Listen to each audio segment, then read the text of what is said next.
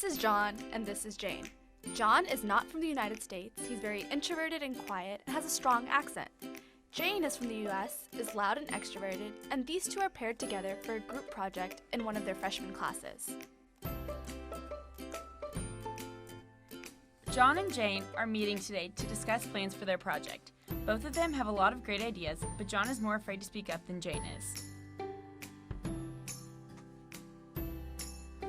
I have a ton of good ideas, but the one I think we should do is build a rocket ship and make it blast off. We only have 2 weeks to complete the project, so we really need to get on it. Unfortunately, I'm going out of town both weekends, and I'm really busy during the week, but let's try to make it work. Since Jane is very extroverted, she tends to take leadership in group projects and sometimes disregards what her other team members might have to say. Did you notice that she didn't ask John about his ideas or what his schedule looked like so they could work together on the project?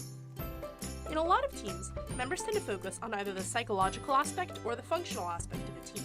Jane didn't give John a chance to speak, and he may have had an idea for their project that could have gotten them a really good grade. Because John is shy, however, the personality aspects of the team come to the forefront rather than how the team functions. This brings us into something really important in teams, the big 5 personality traits: emotional stability, extroversion, agreeableness, openness, and conscientiousness. As we saw above, Jane is unafraid to speak her opinions and is very dominant in her team. She's very extroverted. John, meanwhile, is very agreeable and goes along with what Jane has to say.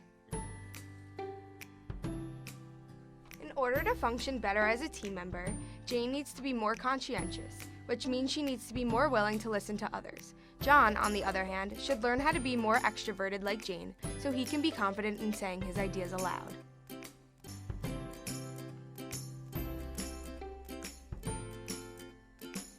Another important factor in teams is the cultural aspect.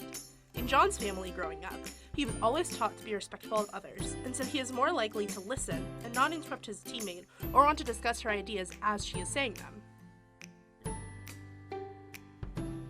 That is why it's important for Jane to be more aware of culture in her team.